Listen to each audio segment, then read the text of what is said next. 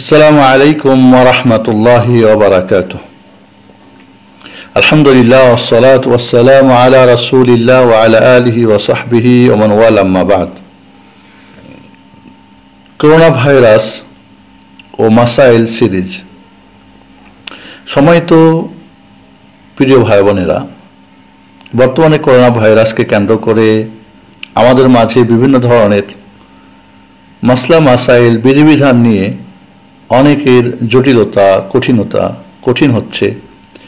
এক একজন এক একভাবে আমাদের বিভ্রান্ত হচ্ছে। সেক্ষেত্রে আমাদের ছোট্ট প্রচেষ্টা করোনা ভাইরাস ও বিভিন্ন মাসাইল বিধিবিধান নিয়ে একটি সিরিজ তৈরি করা। ইতিপূর্বে আমরা শাবান মাস ও শবে বরাতের 12টি প্রশ্ন উত্তরে আমরা একটা সিরিজ তৈরি করেছি। আশা করি আপনারা উপহার পেয়েছেন। এবারের উপহার করোনা ভাইরাস ও মাসাইল সিরিজ। প্রথম প্রশ্ন এবং উত্তর: করোনা ভাইরাস কি আল্লাহর পক্ষ থেকে গজব, আযাব? মনে রাখতে হবে, মহান রব্বুল আলামিন তার বান্দাদেরকে পরীক্ষা করেন, ইবতিলা করেন। আল্লাহ রাব্বুল আলামিন মুমিনদের জন্য কোনো গজব পাঠান না। করোনা ভাইরাস হতে পারে অমুসলিমদের জন্য গজব, আযাব, তবে মুমিন মুসলমানদের জন্য কখনোই আযাব বা গজব নয়। বরং কেউ এই করোনা ভাইরাসে যদি মারা যায়, সবরে জামিল, সবুর করেন, সওয়াবের আশা করেন, তাহলে মহান রব্বুল আলামিন তাকে শহীদের মৃত্যু দান করবেন। সুবহানাল্লাহিল আযীম। আল্লাহ রাব্বুল আলামিন সূরা হামিম সাজদার 21 নম্বর আয়াতে ইরশাদ করেন, ওয়ালা নুযীকান্নাহুম মিনাল আযাবিল আদনা দুনাল আযাবিল আকবার লাআল্লাহুম ইয়ারজিউন। ছোট ছোট আযাব দিয়ে আল্লাহ পাকড়াও করে।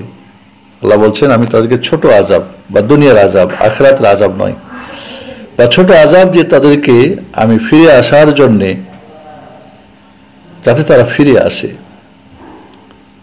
এজন্যে কোনো আপদ বিপদ মুমিনের জন্যে আল্লাহর গজব বা আযাব বা অসন্তুষ্টির আলামত নয়, বরং হাদিসে এসেছে, বিশুদ্ধ হাদিসে, যে আল্লাহ যাকে ভালোবাসেন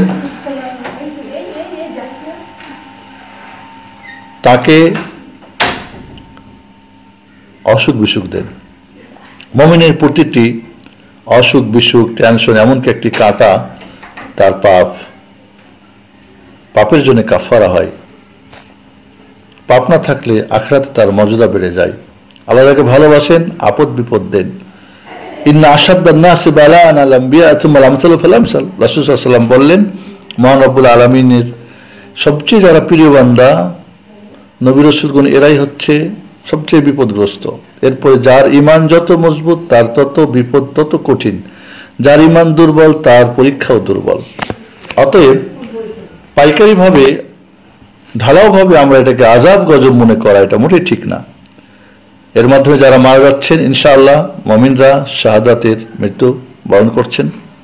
যারা অসুস্থ হয়ে সুস্থ হচ্ছেন, তাদের পাপ ঝরে যাচ্ছে, আখিরাতে তাদের মর্যাদা বাড়ছে, তারা অন্যের জন্য মডেল হচ্ছেন। যারা আক্রান্ত হয় নাই, তারা এই জন্যে দোয়া, জিকির, আজকার, দান খয়রাত, তওবা ইস্তিগফার করছেন, এটাও তাদের সওয়াবের কাজ। কাজেই আমরা বলবো, এই করোনা ভাইরাসকে ঢালাওভাবে আল্লাহর গজব, আযাব বলা, মনে করা, এটা মোটেই ঠিক হবে না। আল্লাহ রাব্বুল আলামিন আমাদেরকে এই করোনা ভাইরাসে থেকে আমাদের জাতিকে, আমাদের দেশকে, সারা পৃথিবীর মুসলিম দেশ ও জাতিকে আল্লাহ তুমি রেহাই দান করো। তাদের প্রতি তুমি তোমার করুণা তুমি দান করো। আল্লাহ তুমি তোমার মেহনাকে মিনহা করে দাও। তোমার ইবতিলাতে পাশ করার তৌফিক দান করুন। তুমি তোমার এই করোনাকে তুমি তোমার করুণা করে দাও মুসলিম দেশ ও জাতির জন্য, অমুসলিমদের হেদায়েতের জন্য কারণ বানিয়ে দাও। ওয়াসাল্লাল্লাহু সাল্লাল্লাহু মুহাম্মদ ওয়া আলা আলিহি ওয়া সাহবিহি আজমাইন। আসসালামু আলাইকুম ওয়া রাহমাতুল্লাহি ওয়া বারাকাতুহু।